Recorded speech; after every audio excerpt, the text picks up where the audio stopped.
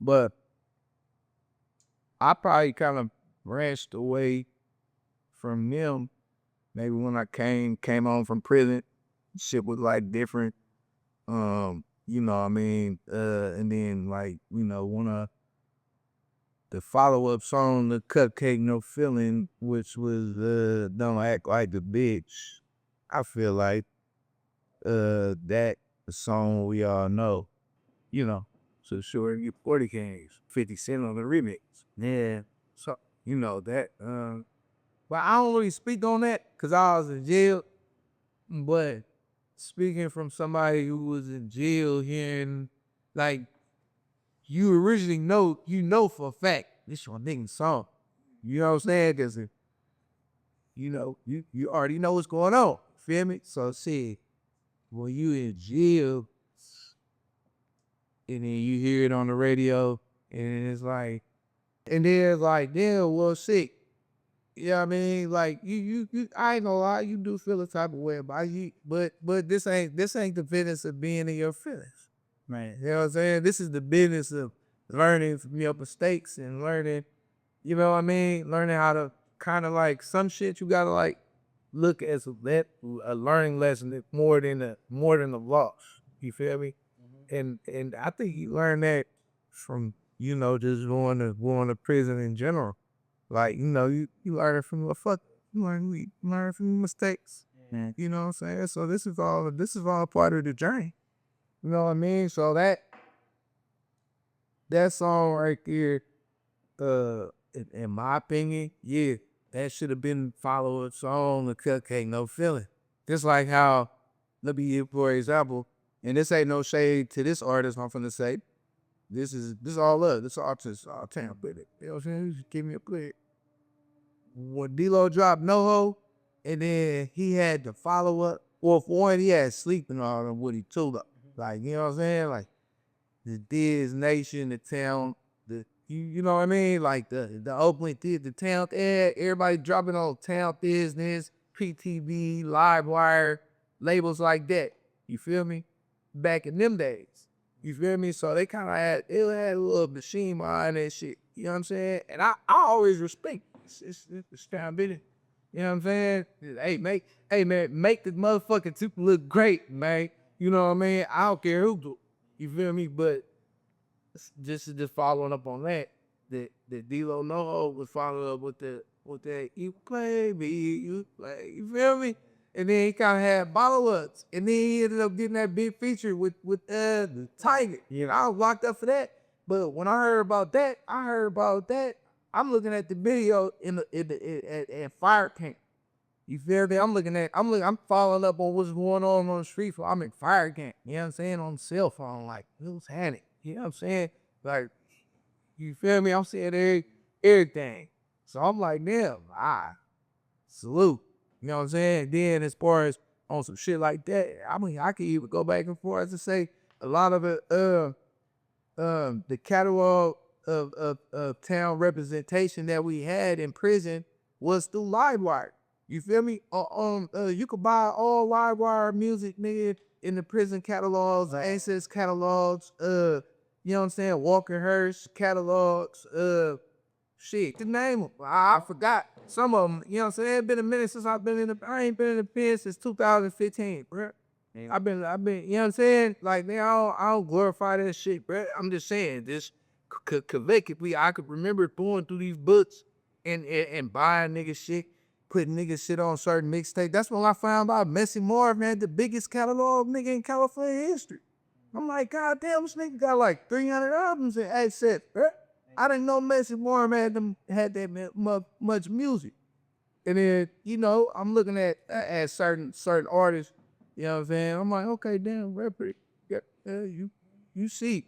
Like, okay, that's when you know who got catalog. You know what I'm saying? When you go look in the Walker Hurst Access catalogs, you see who put out about music. You know what I'm saying? Yeah. So Especially because back then it probably was more limited too, so there was probably just like a few like mainstream artists, and then you would see oh shit. And then a lot of times when you're in prison and you all in these different places, they send a nigga to Delano and Pelican Bay, and you know what I'm saying? you want to represent home. You know what I'm saying? So when you go hit the yard, you know what I'm saying, you want to listen to, hey man, look, hey, you know, the LA niggas, they want to hear what's going on in the NorCal. So you want to play like Jay Stalin and all these motherfuckers, like Live Wire, all the whole shit.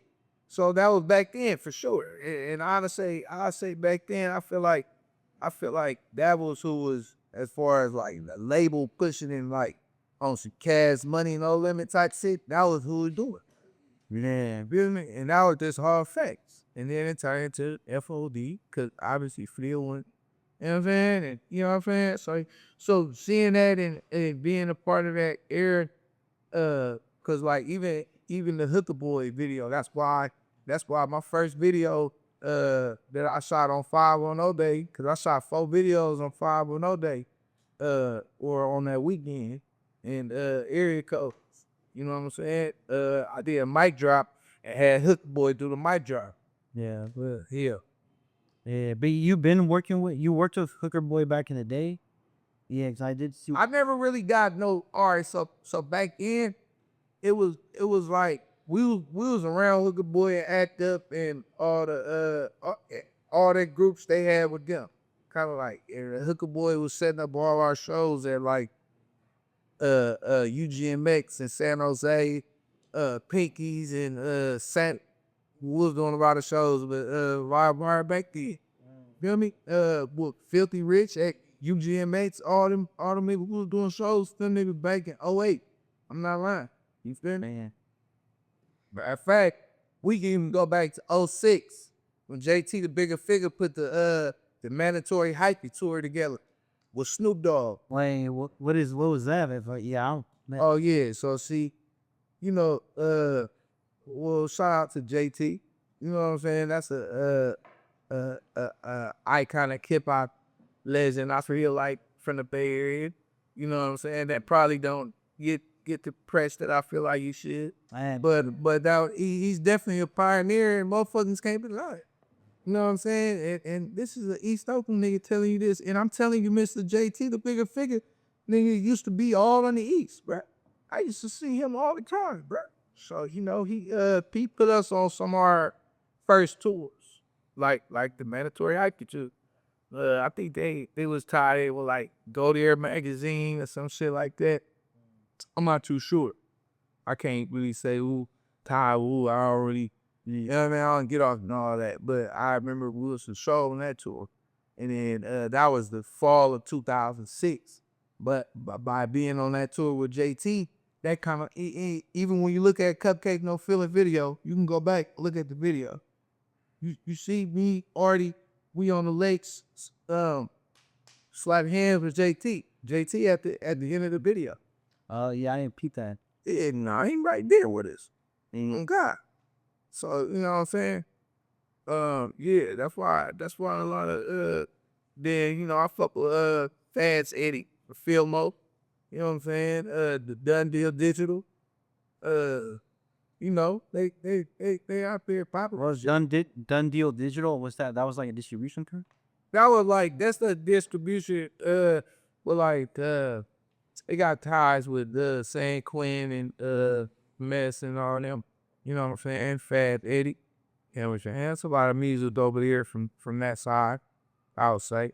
I actually had a project that I was supposed to drop on Done Deal Digital back in 2017, but it didn't drop. But I did go over and do like 12, 13 songs. You know, got some good. You know what I'm saying? Where, hey, Done Deal, man, that tape, you know, hey, Yeah, we gonna I need that tape. Yeah, drop that tape, hey, your boy. everyone tag San Quinn. But no, it's all good though.